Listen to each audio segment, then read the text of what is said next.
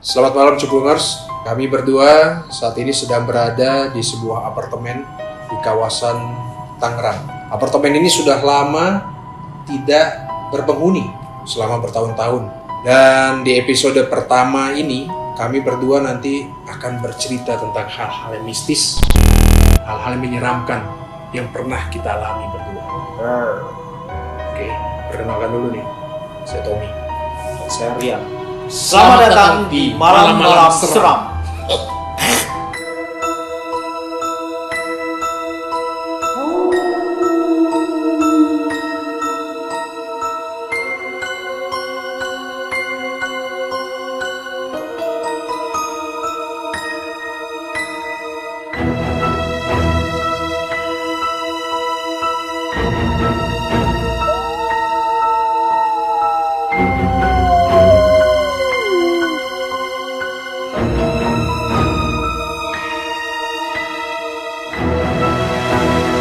Gimana ya?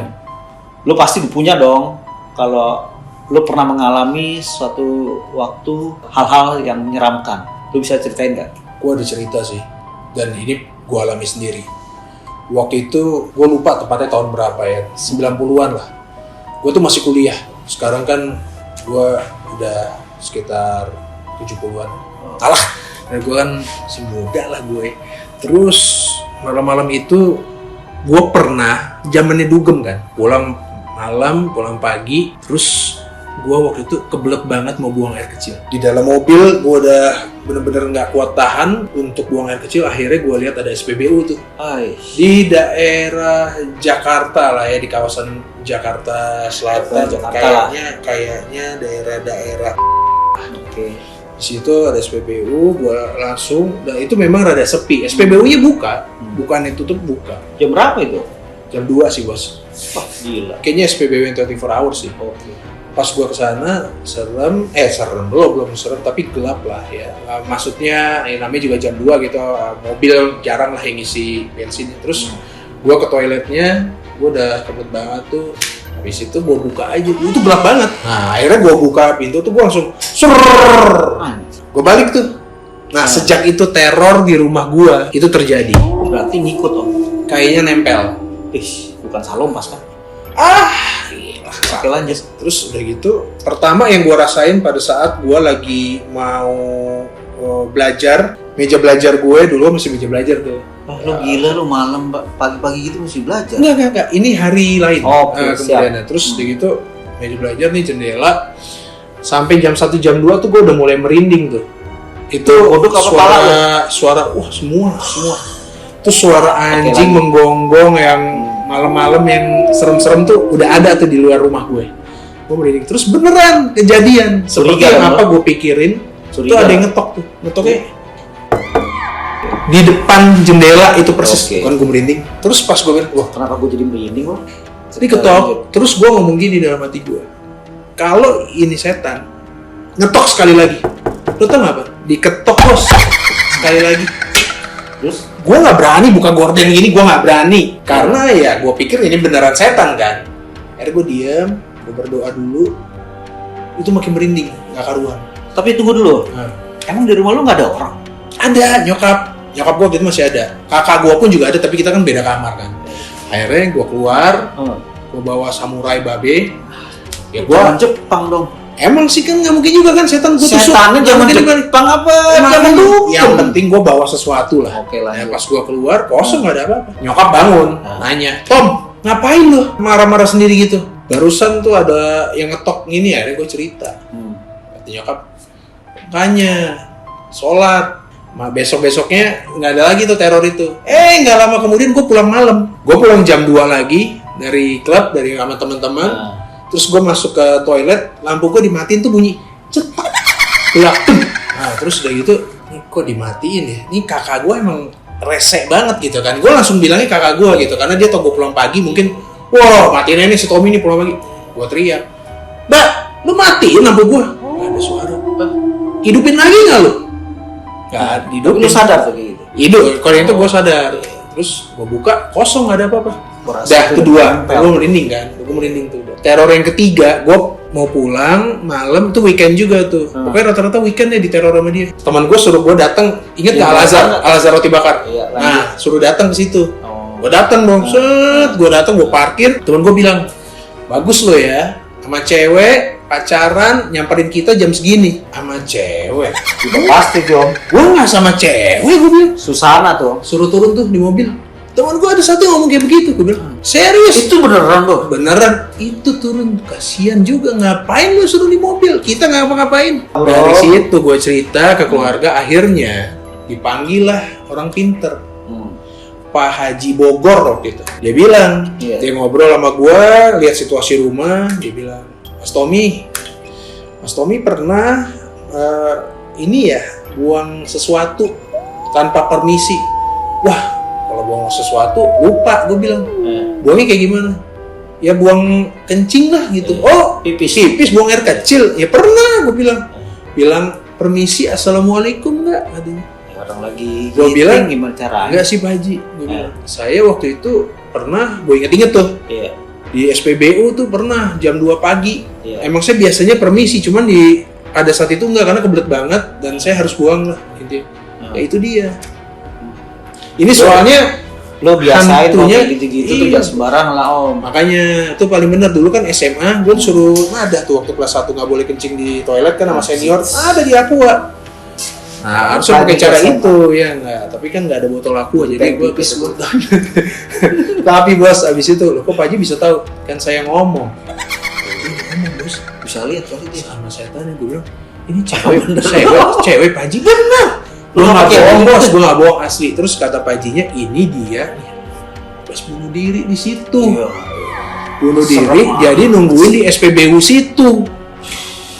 Itu gokil, itu pengalaman gue, terus story bos, gue nggak ngada-ngada. Ini semua keluarga gue tahu itu ceritanya gue ditempel sama perempuan yang menjadi korban bunuh diri. Ada. Gila tuh gue merinding banget bos. Terus abis itu Pak Haji, gue nggak mau tahu caranya. Nih perempuan lo pindahin kemana aja. Katanya Pak Haji gini ya. Ini seperti cerita-cerita yang udah beredar nih. Yang harus bawa tuh kamu katanya. Bawanya gimana caranya? Udah nggak apa-apa. Gini, saya akan bicara sama dia, kata si Pak Haji. Nanti kamu bawa di mobil. Lah, gue cuma berdua tuh sama dia. Udah, kamu mau dia nggak nempel kamu nggak?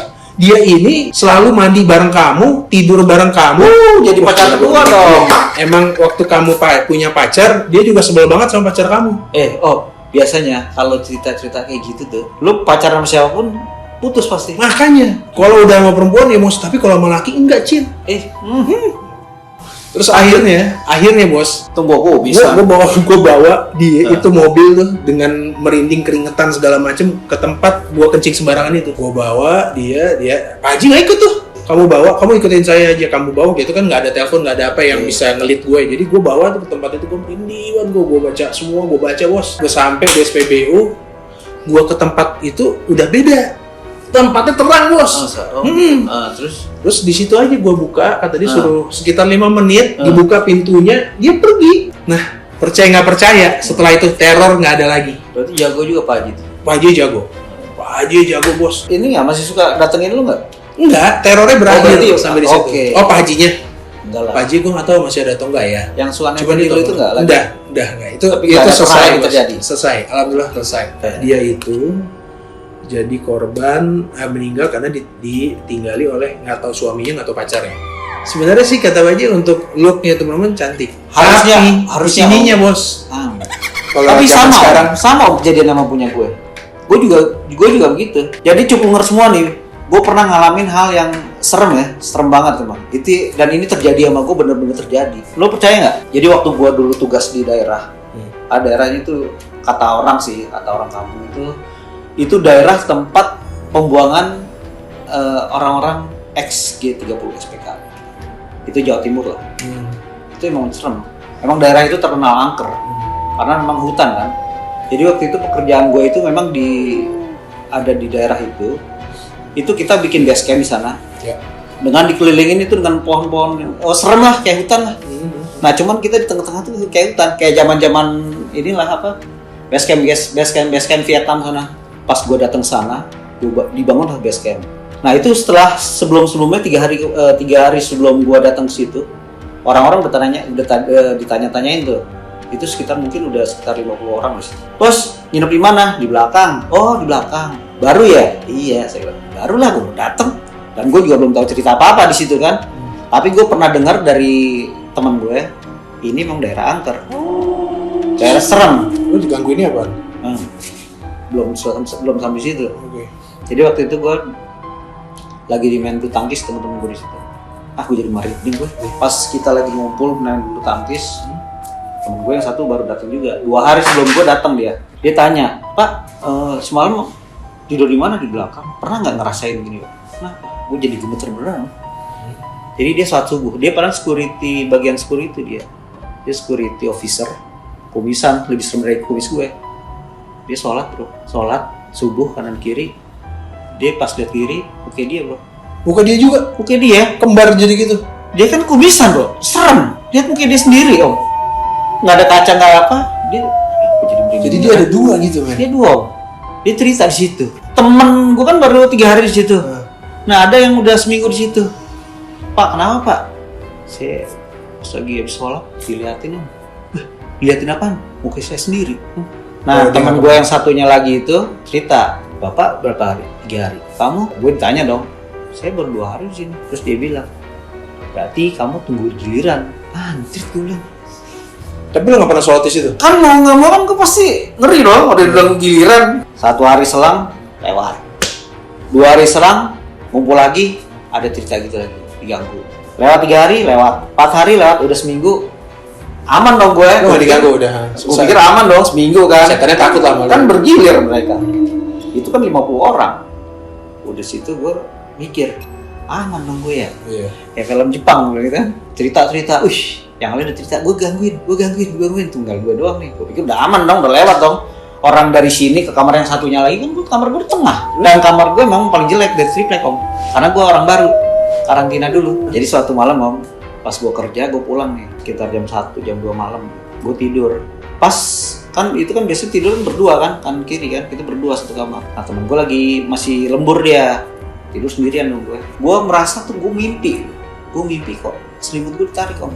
Ini true story nih, pas di posisi gue memang ngalamin kejadian kayak gitu. Lo bangun nggak lihat selimut lo ditarik? Belum. Gue tarik, gue merasa kan kayak anjir siapa sih main narik. Gue gak sadar tuh gue tarik kok lama-lama kayak beneran ya. Cuman mata gue tuh pengen ngebuka, cuma serem banget om. Tiba-tiba ada itu kan gue kan seumur belum pernah ngeliat itu kan. Sekarang kan gue bisa ngerekod. Jadi pas gue merasa gue duduk, tarik nih gue nih selimut gue nih. Serem om. Semakin gue mau buka mata gue semakin tarik gitu. Kayak beneran om rasa. Lama kok. Lo tau spuring ban kan? Ngung kuping gue om. Wah ini mah digodain nih gue nih, ditindih nih gue nih. Gue baca loh, agak bisa. Menurut gue gak bisa beneran.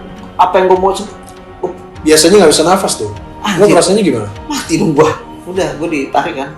Tarik nih, semakin keras tariknya. Kenceng banget tariknya nih kayak. Cuman suara itu semakin kenceng. Semakin gua lawan, semakin nggak bisa gua. Mulut gua nggak bisa ngomong. Tapi lo akhirnya juga nggak mutusin untuk melek ya? Nggak berani lah gua. Gua kan orangnya ngerekord. Begitu gua melek, kalau ada yang aneh-aneh, mati lah gua. Akhirnya gimana terakhirnya? Udah, gua semakin gua kenceng, gua baca-baca nggak bisa. Pada titik di saat gua bodo amat deh gitu ya. Gue bukain mata gue nih, pas gue buka, lu tau nggak apa yang terjadi? Lu ngeliat orang setan? Gue ngeliat nggak ada apa-apa. Selimut lu juga nggak ditarik? Ada tikus di atas. Dia jadi tikus jangan-jangan. Anjir setan itu tikus. Itu pengalaman gue pertama itu. Tapi lu keringetan nggak pas bangun? Biasanya tuh bos keringetan. Gue waktu pas digodain itu, gue keringetan terus. Berarti itu benar ada. Itu mau keringetan. Panas soalnya jadi. Gue keringetan tuh. Masalahnya gue nggak bisa ngapa-ngapain om. Iya. Bergerak gue kagak bisa. Cuman mata gue tuh gue nggak berani ngeliat om. Cuman kayak bener-bener tarik. Gue kayak dipegep gitu loh badan gue. Ada lo percaya ada yang pas melek itu benar-benar ngeliat sesuatu di sini. Makanya itu lebih gila lagi. Makanya gue nggak berani ngeliat. Iya. Udah. Besoknya ceritalah gue cerita gini nih. Temen gue yang waktu kemarin cerita itu, Mas gimana? Dapet gitu. Anjir. Berarti semua digilir ya? Tiap orang yang datang situ itu pasti digangguin loh. Percaya nggak percaya ya? Ya pokoknya perkenalan lalu jangan macam-macam di sini gitu loh. Itu kan dunia dia kan. Tapi bener akhirnya gue nggak dapet itu lagi. Malah gue bilang gini, ada yang begitu ada yang datang, Mas baru datang, iya ntar tunggu giliran ya. Ngomong deh gini. Gila apaan?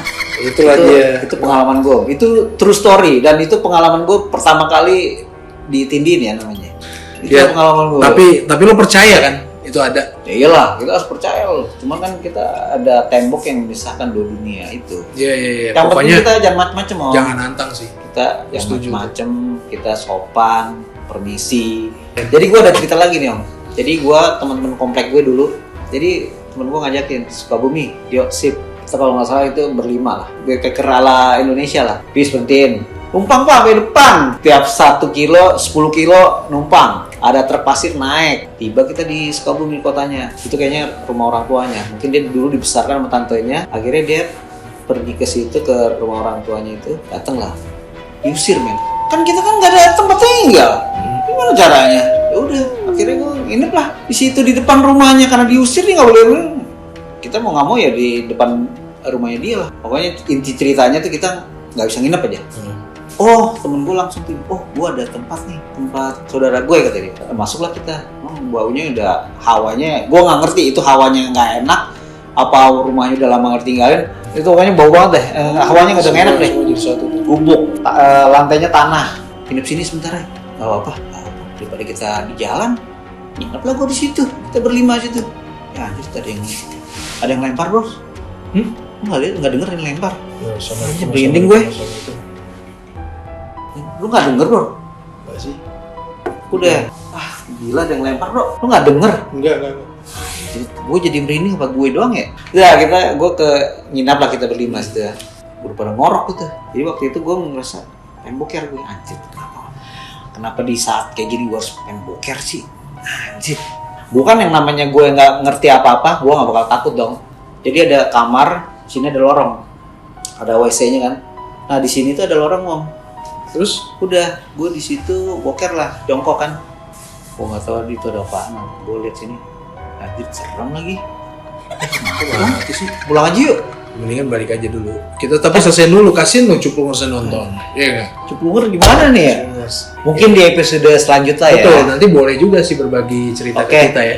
Ya mungkin next time lah ya, kita cerita lagi di episode berikutnya. Oke, mungkin malam ini sampai di sini dulu ya om. Sampai jumpa di malam-malam seram.